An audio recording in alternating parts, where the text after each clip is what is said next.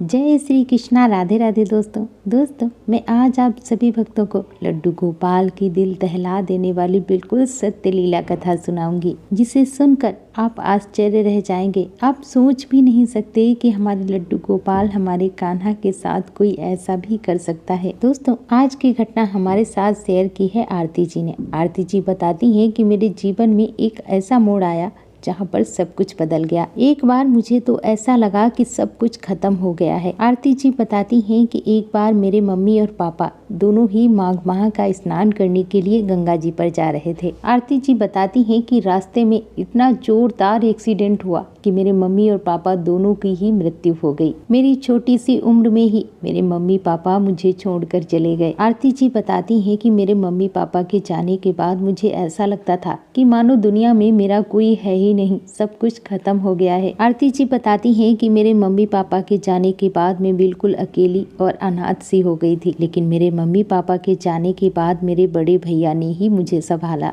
ऐसे ही दिन बीत रहे थे। इसके बाद मेरी भैया की शादी हुई और मेरी भाभी मेरे घर पे आ गई। अब मुझे मेरे भैया भाभी दोनों मिलकर बहुत ही लाड लड़ाते थे, मुझसे बहुत प्यार करते थे। अब मैं बड़े ही प्यार से अपने भैया भाभी के साथ रहा करती थी। दोस्तों आरती जी बताती हैं कि अभी भी मेरी शादी नहीं हुई है। मेरे भैया ने मेरी शादी फिक्स कर दी है, मेरी शादी होने ही वाली है। आरती जी बताती हैं कि मुझे पूजा पाठ करना, भगवान की सेवा करना बचपन से ही बहुत अच्छा लगता था। मुझे बचपन से ही पूजा पाठ करना, व्रत करना बहुत पसंद था। दोस्तों आरती जी बताती हैं कि ऐसा कोई व्रत नहीं है जो मैं नहीं करती हूँ, ऐसी कोई पूजा नहीं है जो मैं करती नहीं हूँ। मुझे पूजा पाठ करना बहुत अच्छा लगता है, भगवान की सेवा करना मुझे बहुत अच्छा लगता है। आरती जी बताती हैं कि मैं भगवान शिव शंकर की पूजा बड़े ही प्रेम भाव से किया करती थी और प्रतिदिन भगवान शिव के मंदिर भी जाया करती थी। आरती जी बताती हैं कि चाहे कुछ भी हो जाए, एक टाइम तो मुझे मंदिर जाना ही जाना है, चाहे मैं सुबह जाऊं या फिर शाम को।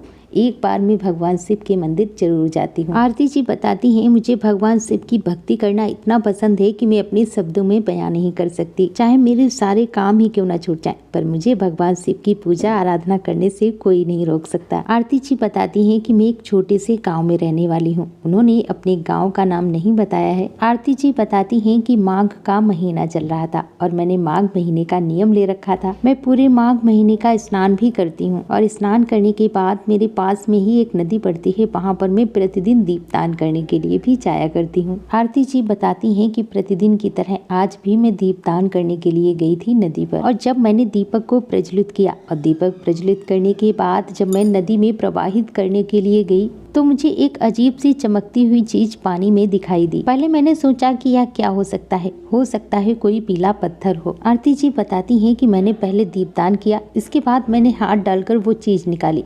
जब मैंने जैसे ही हाथ लगाया तो वो चीज मुझे बड़ी ही भारी लगी, और जब वह चीज मैंने हाथ डालकर पानी से बाहर निकाली तो मैं देखकर दंग रह गई। मैंने देखा एक प्यारे से बड़े से लड्डू गोपाल हैं। उन्हें देखकर मैं आश्चर्य रह गई। मेरे रोंगटे खड़े हो गए कि इतने प्यारे से लड्डू गोपाल इस तरह से नदी में कौन छोड़ के चला गया। आरती जी बताती हैं कि कपड़े पहने हुए वह लड्डू गोपाल उस नदी में पड़े हुए थे। लड्डू गोपाल की ऐसी हालत देखकर मेरी आंखों से आंसू आ गए। कैसे कोई हमारे कृष्ण कन्हैया हमारे छोटे से लाला को इस तरह से नदी में फेंक सकता है। आरती जी बताती हैं कि लड्डू गोपाल के पूरे वस्त्र गीले थे। मैंने उनके सारे वस्त्र वहीं पर निकाल दिए और मेरे पास एक शॉल थी, मैंने उसी में उन लड्डू गोपाल को लपेट लिया और उनको लेकर मैं अपने घर आ गई। आरती जी बताती हैं जब मैं लड्डू गोपाल को घर लेकर आई और मैंने यह सारी जानकारी, यह सारी घटना अपनी भाभी को बताई, मेरी बात सुनकर मेरी भाभी भी आश्चर्य रह गई। वो कहने लगी कि शायद कोई लड्डू गोपाल को इसी तरह से विसर्जित कर गया होगा, और तभी मेरी भाभी ने मुझसे कहा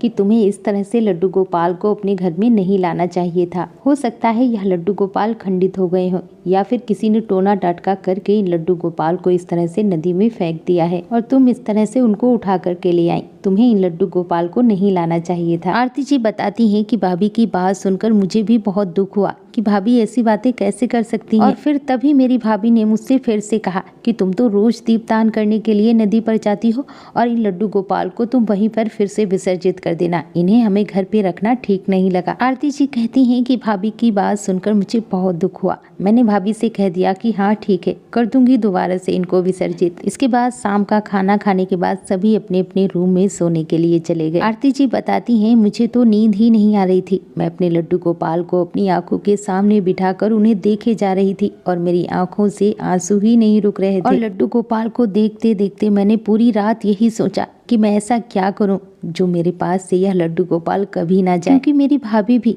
इन ठाकुर जी को लड्डू गोपाल को घर पे रखना नहीं चाहती। अब मैं क्या करूं? हो सकता है भाभी भी ठीक ही कह रही हो, किसी ने टोना टटका करके इन लड्डू गोपाल को वहाँ पर विसर्जित कर दिया हो। आरती जी बताती हैं, इसी तरह की मैं बातें रात भर सोचती रही कि मैं क्या करूं क्या ना करूं। मुझे कुछ भी समझ में नहीं आ रहा था कि मैं लड्डू गोपाल को विसर्जित करूं या फिर अपने पास रखूं। आरती जी बताती हैं कि पता नहीं एक ही दिन में ऐसा क्या हुआ, उनको देखते ही मुझे उनसे इतना लगाव हो गया था कि मेरा मन ही नहीं कर रहा था कि मैं इन्हें अपने आप से दूर करूं। आरती जी बताती हैं कि ऐसे ही सोचते सोचते रात बीत जाती है। सुबह हुई, मैंने स्नान किया और मैं दीपदान करने के लिए फिर से नदी पर गई और ना चाहते हुए भी मैं उन लड्डू गोपाल को अपने साथ लेकर गई, क्योंकि उस दिन मेरी भाभी भी मेरे साथ दीपदान करने के लिए आई हुई थी। आरती जी बताती हैं कि मैंने लड्डू गोपाल को वहीं घाट पर बिठा दिया। इसके बाद मैंने दीपदान किया, भाभी ने भी दीपदान किया और दीपदान करने के बाद मेरी भाभी ने मुझसे कहा, आरती अब तुम फिर से लड्डू गोपाल को नदी में विसर्जित कर दो। आरती जी कहती हैं कि मेरी हिम्मत ही नहीं हो रही थी कि मैं लड्डू गोपाल को फिर से जल में विसर्जित कर दूं।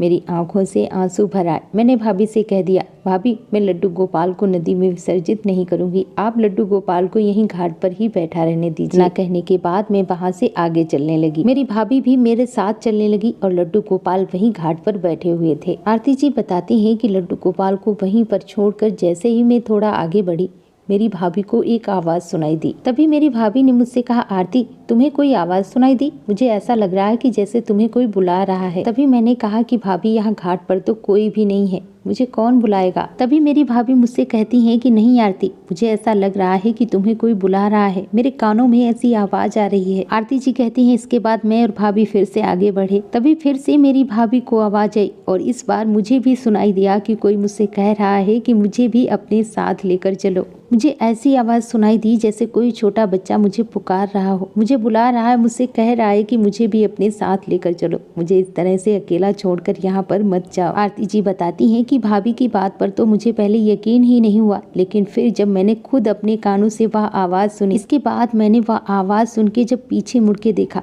तो मैं देखकर दंग रह गई, क्योंकि जो लड्डू गोपाल थे, जब मैं दीपदान करने के लिए जा रही थी तो मैंने लड्डू गोपाल को नदी की तरफ मुंह करके बिठाया हुआ था और जब मैंने उन्हें मुड़कर देखा तो लड्डू गोपाल मेरी तरफ मुंह करके बैठे हुए थे और मुझे ऐसा महसूस हो रहा था कि लड्डू गोपाल मेरी तरफ देख रहे हों और रोनी सी सूरत बनाकर मुझसे कह रहे हो कि मुझे यहाँ पर छोड़कर मत जाओ। और यह सब देखकर सबसे ज्यादा आश्चर्य मेरी भाभी हो रही थी, क्योंकि भाभी ही नहीं चाहती थी कि मैं लड्डू गोपाल को अपने घर पे रखूं और सबसे पहले वह बुलाने की आवाज मेरी भाभी को ही सुनाई दी थी। आरती जी बताती हैं कि मेरी भाभी लड्डू गोपाल का इधर मुख देखकर एकदम डर भी गई थी, क्योंकि उनके मन में यह भी आ रहा था कि जरूर इन लड्डू गोपाल में कोई टोना टोटका करके गया है, इसी तरह से ये लड्डू गोपाल हमें आवाज लगा रहे हैं। और कहीं ना कहीं उनके मन में यह भी आ रहा था कि कहीं यहाँ पर भूत पिशाच तो नहीं है। यह सारी बातें जब मेरी भाभी ने मुझे बताई तो मैंने भाभी से कहा कि नहीं भाभी, लड्डू गोपाल ही मुझे बुला रहे हैं, वो हमारे साथ हमारे घर जाना चाहते हैं, हमसे सेवा लेना चाहते हैं। मेरी बात सुनकर मेरी भाभी ने मुझसे कहा कि आरती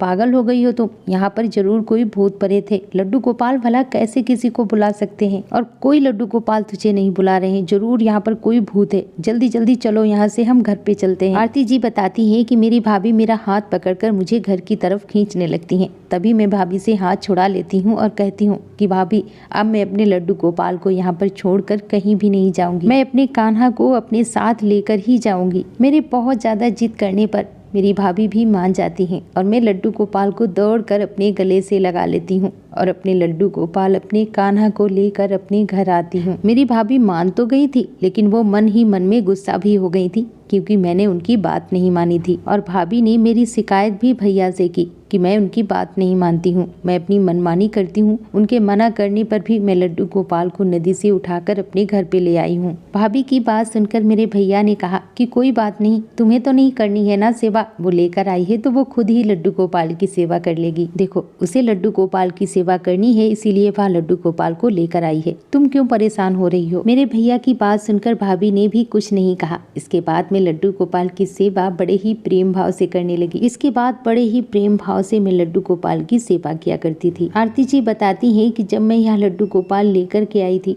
उस समय मेरी शादी नहीं हुई थी और इसके कुछ ही महीनों बाद मेरी शादी हो गई। आरती जी बताती हैं कि जब मेरी शादी हुई और शादी के बाद जब मैं ससुराल गई और ससुराल से जब मैं दोबारा मायके आई तब मेरी भाभी ने कहा कि तुम अपने लड्डू गोपाल अपने साथ लेकर जाओ, क्योंकि तुम ही तो लेकर आई थी ना इन लड्डू गोपाल को, तो तुम ही इनकी सेवा करोगी। मैं नहीं कर सकती क्योंकि मेरे पास इतना समय नहीं है, घर में इतने सारे काम रहते हैं और मैं लड्डू गोपाल की सेवा नहीं कर सकती। आरती जी बताती हैं कि वैसे भी मेरा मन लड्डू गोपाल के बिना नहीं लग रहा था, लेकिन मैंने सोचा था कि कुछ दिनों के बाद वहाँ के माहौल में जब मैं ढल जाऊंगी और सबको मना लूंगी तब मैं अपने ठाकुर जी अपने कान्हा को अपनी ससुराल लेकर जाऊंगी। लेकिन मेरी भाभी ने मेरी दूसरी विदाई में ही मुझसे कह दिया कि तुम अपने लड्डू गोपाल अपने साथ लेकर जाओ। और मैं खुश भी हो रही थी कहीं ना कहीं, क्योंकि मेरे कान्हा मेरे साथ जाना चाहते थे। वह यह लीला कर रहे थे कि मेरी भाभी मुझसे कह रही थी कि तुम इनको लेकर जाओ।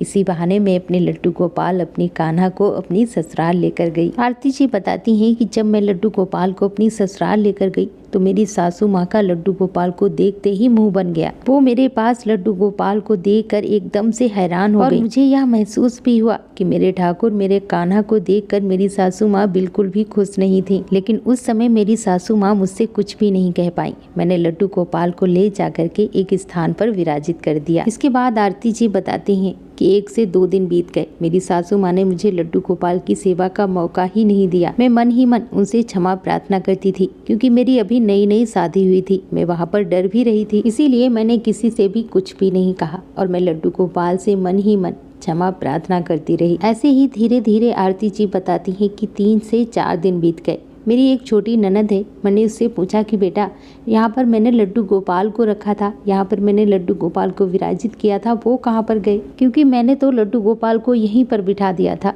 लड्डू गोपाल तो यहाँ पर है ही नहीं। बेटा क्या तुमको पता है कि मेरे लड्डू गोपाल कहाँ है? मेरे पूछने पर भी मेरी ननद ने मुझे कुछ भी नहीं बताया।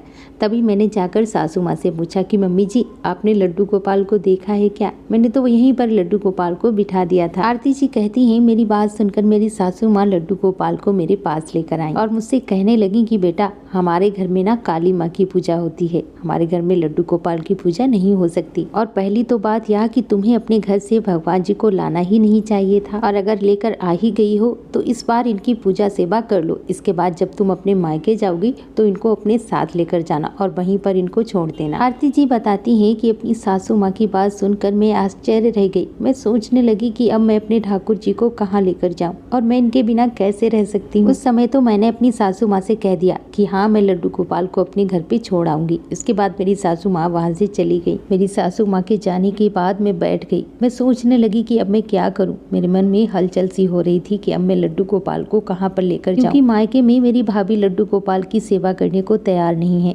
ससुराल में मेरे ससुराल वाले मुझे लड्डू गोपाल की सेवा करने नहीं देते हैं और मैं अपने ठाकुर अपने कान्हा के बिना रह नहीं सकती हूँ। अब मैं क्या करूँ। इसके बाद जब मेरे पति आए तो मैंने उनसे बात की कि मैं लड्डू गोपाल के बिना नहीं रह सकती और मैं लड्डू गोपाल को कहाँ पर छोड़ कर आऊँ। मेरी बात सुनकर मेरे पति ने कहा कि हाँ मम्मी ठीक ही तो कह रही हैं, अभी तुम्हारी नई नई शादी हुई है, अभी तुम घर का काम धंधा देखो, सबका अच्छे से ख्याल रखो और अभी तुम लड्डू गोपाल की सेवा करोगी। सब लोग क्या कहेंगे और क्या सोचेंगे कि बहू अभी से अपने मन का कर रही है, इसीलिए मम्मी जो भी कह रही हैं तुम वही करो। आरती जी बताती हैं कि अपने पति की बात सुनकर मैं बिल्कुल हैरान रह गई। मैं सोचने लगी कि अब मैं क्या करूं और मैं रोते हुए अपने लड्डू गोपाल अपने ठाकुर जी से प्रार्थना करने लगी कि हे मेरे कान्हा, हे मेरे कृष्ण कन्हैया, अब तुम ही कोई लीला करो। अब मैं क्या करूं, मुझे कुछ भी समझ में नहीं आ रहा। आरती जी बताती हैं ऐसे ही कुछ दिन बीतने के बाद मैं फिर से अपने मायके गई। तभी मेरी सासू माँ ने मुझसे कहा कि तुम इन लड्डू गोपाल को भी अपने साथ लेकर जाओ। अब मैं अपने कान्हा अपने ठाकुर जी को भी अपने साथ अपने मायके लेकर गई। वहाँ पर पहुँचने के बाद मैंने यह सारी बातें अपनी भाभी को बताई। तभी मेरी भाभी ने मुझसे कहा कि तुम आरती बोल देना अपनी सासू माँ से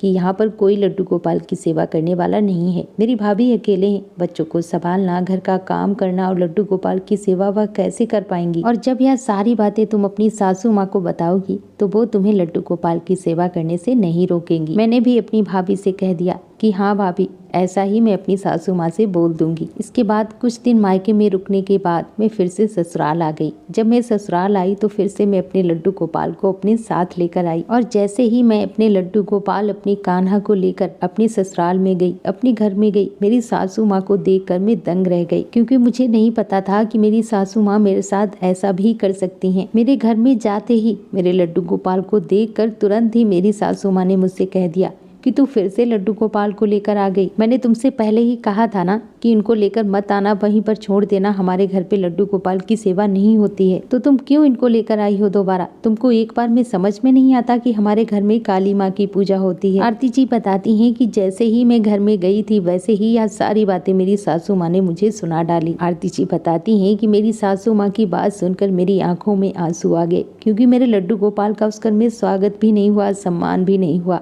और उनका अपमान हुआ है, उनका अनादर हुआ है वहाँ पर। मेरा अपमान हो तो मैं सह सकती हूँ, भला मैं अपने लड्डू गोपाल का अपमान कैसे सह सकती हूँ? क्योंकि मैं अपने ठाकुर, अपने कृष्ण कन्हैया, अपने लड्डू गोपाल से बहुत प्रेम करती हूँ। तभी मैंने अपने पति की तरफ देखा। मेरे पति की तरफ देखते ही उन्होंने अपना मुंह दूसरी तरफ घुमा लिया, उन्होंने मुझे इग्नोर कर दिया। मैं भी उनको देखकर यह समझ गई कि यह कैसे जीवन साथी हैं जो मेरा साथ ही नहीं दे रहे। अब मैं क्या करूं मेरे कृष्ण कन्हैया? हे मेरे ठाकुर जी, अब आप ही कोई लीला कीजिए, आप ही कोई चमत्कार कीजिए, क्योंकि मेरे कुछ भी समझ में नहीं आ रहा कि मैं अब क्या करूं। आरती जी बताती हैं इसके बाद मैं अपने रूम में जाती हूँ और वहीं पर अपने रूम में ही एक स्थान पर अपने लड्डू गोपाल को बिठा देती हूँ। इसके बाद आरती जी कहती हैं ऐसे ही दिन बीतने लगे। मैं अपने लड्डू गोपाल की सेवा अपने रूम में ही किया करती थी और वहीं पे उनको सुला भी दिया करती थी। मेरे पास जो भी ड्राई फ्रूट, बिस्किट वगैरह हुआ करते थे उन्हीं का मैं भोग अपने ठाकुर जी को, अपने कान्हा को लगा देती थी और ऐसे ही मैं अपने लड्डू गोपाल की सेवा कर लेती थी। मैंने कभी भी अपनी सासू माँ को यह एहसास नहीं होने दिया कि मैं लड्डू गोपाल की सेवा करती भी हूँ। आरती जी बताती हैं कि ऐसे ही धीरे धीरे समय बीत रहा था। दिवाली का समय आया, दिवाली की सफाई हो रही थी। जब दीपावली की सफाई हो रही थी, जब वहाँ से बेकार सामान निकला हम लोगों ने एक कट्टे में डाल दिया था। मेरी सासू माँ ने वह सब सामान भर के और उसी में मेरी लड्डू गोपाल को भी डालकर वहाँ से ले गई। इसके बाद आरती जी बताती हैं कि मैं सारे काम खत्म करके साफ सफाई करने के बाद जब मैं अपने रूम में गई और जब मैं अपने रूम में गई मैंने देखा कि वहाँ पर लड्डू गोपाल नहीं है, क्योंकि लड्डू गोपाल तो मेरे कमरे में ही रहते थे। और जब मैंने देखा कि मेरे लड्डू गोपाल वहाँ पर नहीं है तो मेरे पैरों तले जमीन खिसक गई। मेरे मन में हलचल होने लगी कि मेरे लड्डू गोपाल कहाँ गए। मेरे हाथ पैर एकदम से सुन्न पड़ गए थे। मैं सोचने लगी कि मेरे लड्डू गोपाल आखिर कहाँ जा सकते हैं। इसके बाद मैं अपने लड्डू गोपाल को ढूंढने लगी। मैंने हर जगह लड्डू गोपाल को ढूंढा। मैंने अपनी सासू माँ से सबसे पूछा कि लड्डू गोपाल कहाँ है। मुझे किसी ने भी नहीं बताया कि लड्डू गोपाल कहाँ है। मेरी सासू माँ ने मुझसे कह दिया कि मुझे क्या पता तुम्हारे लड्डू गोपाल कहाँ हैं, वो तो तुम्हारे पास ही थे। इसके बाद आरती जी बताती हैं कि मैं बहुत ज्यादा परेशान हो गई, मैं बहुत दुखी हो गई। मैं सोच रही थी कि आखिर मेरे लड्डू गोपाल कहाँ हैं। मुझे कुछ भी समझ में नहीं आ रहा था कि मैं क्या करूं। इसके बाद आरती जी बताती हैं कि मेरी आंखों से लगातार आंसू बह रहे थे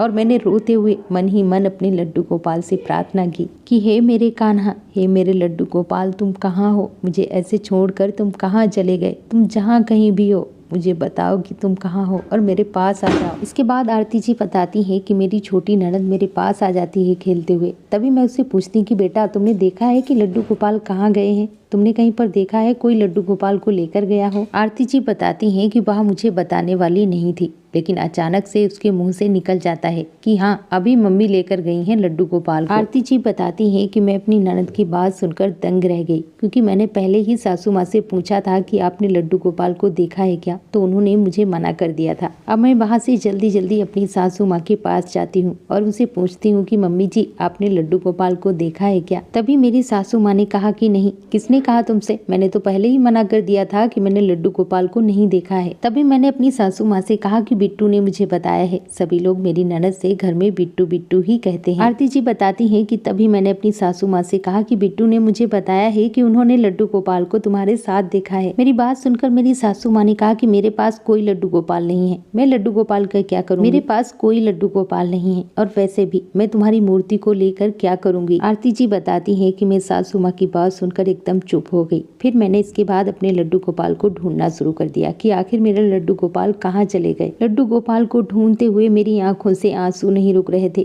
कि आखिर मेरे लड्डू गोपाल मुझे छोड़कर ऐसे कहाँ चले गए हैं। इसके बाद आरती जी बताती हैं कि मेरे पति के साथ मेरा झगड़ा भी हो गया, क्योंकि उनका कहना था कि तुम एक मूर्ति के लिए इतना परेशान क्यों हो रही हो, इतना क्यों रो रही हो, मम्मी के साथ भी तुम झगड़ा कर रही हो लड्डू गोपाल के चक्कर में। लेकिन मैंने भी उनसे कह दिया कि आखिर मेरे लड्डू गोपाल घर से जाएंगे कहाँ, वो खुद से तो चले नहीं गए हैं कहीं पर, उन्हें जरूर किसी ने यहाँ से उठाया है। इसके बाद मैं लड्डू गोपाल को ढूंढते ढूंढते थक गई और थक कर बैठ गई। बैठकर सोचने लगी कि आखिर मेरे लड्डू गोपाल कहाँ चले गए। मैं बैठे बैठे या सोच ही रही थी कि मुझे अजीब सी बदबू आई, अजीब सी ही महक आ रही थी। मुझे समझ में ही नहीं आ रहा था कि यह महक या बदबू कहाँ से आ रही है। तभी मैं उठकर उसे देखने के लिए चली गई और ऐसे ही धीरे धीरे मैं अपनी सासू माँ के रूम में पहुँच गई। जब मैं अपनी सासू माँ के रूम में पहुंची, जब मैंने वहां पर वो नजारा देखा तो मैं देखकर दंग रह गई। मेरे पैरों तले जमीन खिसक गई, मेरे रोंगटे खड़े हो गए। आरती जी बताती हैं कि मैंने देखा कि मेरी सासू माँ ने लड्डू गोपाल को एक चिमटे से पकड़कर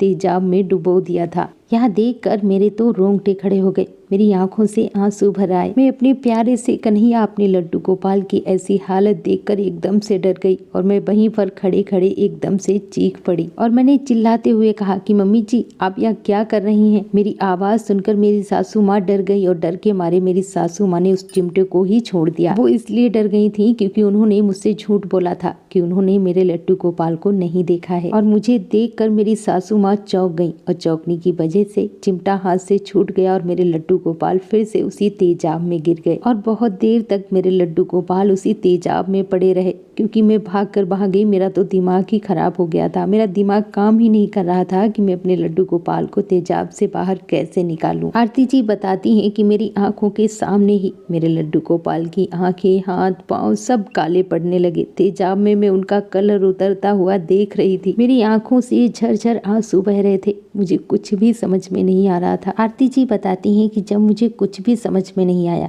तो जिस बर्तन में मेरी सासू माँ ने तेजाब रखा था, जिसमें मेरे लड्डू गोपाल पड़े थे, मैंने उस बर्तन को ही पलट दिया। और जब लड्डू गोपाल उस बर्तन से बाहर गिरे तो ढलान में वो एक तरफ आ गए। मैंने उन्हें तौलिए में लपेट लिया। मैं एक तावल से लड्डू गोपाल को साफ करने लगी, लेकिन तब तक मेरे लड्डू गोपाल के छाले पड़ चुके थे, उनकी आंखों का कलर निकल चुका था। मेरे प्यारे से लल्ला, मेरे प्यारे की कन्हैया की ऐसी हालत देखकर मेरी आंखों से आंसू नहीं रुक रहे थे। दोस्तों, आरती जी बताती हैं कि लड्डू गोपाल के छाले पड़ गए और मुझे यह महसूस हो रहा था कि उनको दर्द हो रहा है। आरती जी कहती हैं कि कोई भी लड्डू गोपाल के दर्द को समझे या ना समझे, उसे महसूस करे या ना करे, पर ठाकुर जी के भक्त, लड्डू गोपाल के भक्त उनके दर्द को जरूर समझेंगे, उसे जरूर महसूस करेंगे। आरती जी बताती हैं कि वहां से दौड़कर मैं भागकर अपने कमरे में आई। सबसे पहले मैंने अपने ठाकुर जी को, अपनी लाला को गंगा जल से स्नान कराया, उनके पूरे बदन पर चंदन का लेप लगाया। मेरी आंखों से लगातार आंसू बह रहे थे। मुझे कुछ भी समझ में नहीं आ रहा था कि मेरे छोटे से कन्हैया, मेरे छोटे से लड्डू गोपाल के साथ ऐसा भी कोई कर सकता है। आरती जी बताती हैं कि मैंने लड्डू गोपाल को चंदन का लेप लगाया। इसके बाद मैं बहुत रोई। उनको सामने बिठाकर मैं उनसे क्षमा प्रार्थना करने लगी कि हे मेरे लड्डू गोपाल, हे मेरे लल्ला, मैं आपका अच्छे से ध्यान नहीं रख पाई, मुझे माफ कर दो मेरे कन्हैया,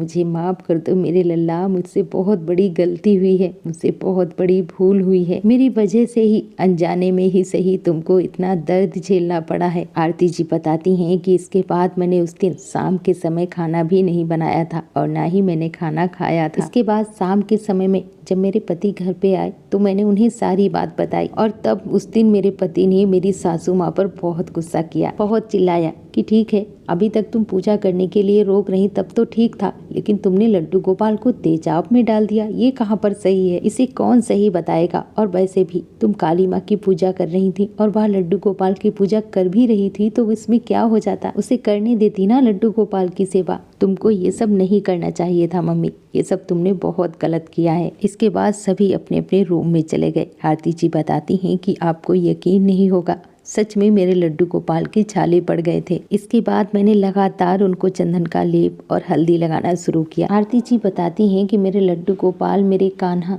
की ऐसी हालत देखकर मैं बहुत दुखी होती थी, मुझे बहुत दुख होता था। दोस्तों, आरती जी बताती हैं कि मेरी सोने चांदी की दुकान है, इसी वजह से मेरे घर में तेजाब हमेशा रखा ही रहता है। आरती जी बताती हैं कि ऐसे ही कुछ दिन बीत गए, मैं लड्डू गोपाल की सेवा करती रही। आरती जी बताती हैं कि एक दिन ऐसे ही मेरी सासू माँ तेजाब निकाल रही थी और वो अचानक से तेजाब मेरी सासू माँ के हाथ पे जा गिरा, जिससे मेरी सासू माँ का पूरा हाथ जल गया। आरती जी बताती हैं कि उस समय मेरी सासू माँ की हालत इतनी ज्यादा खराब हो गई थी कि उनके हाथ की जो चमड़ी थी वह पूरी तरह से निकल गई थी और मेरी सासू माँ बेहोश हो गई थी। यह देखकर मेरी रूह कांप गई। आरती जी बताती हैं कि मैंने तुरंत ही अपने पति को कॉल किया। मेरे पति घर पे आए और मेरी सासू माँ को तुरंत हॉस्पिटल लेकर गए। हॉस्पिटल में उनका इलाज हुआ। 1 हफ्ते तक वो हॉस्पिटल में ही रही। 1 हफ्ते के बाद मेरी सासू माँ मेरे घर आई। घर आने के बाद वो हमेशा बैठी ही रहती थी, क्योंकि एक हाथ उनका खराब हो चुका था। वो उस हाथ से काम नहीं कर पाती थी क्योंकि उनके हाथ में पट्टी वगैरह बंधी हुई थी। आरती जी बताती हैं कि जब मेरी सासू माँ का हाथ चला तो मुझे यह समझने में बिल्कुल भी देर नहीं लगी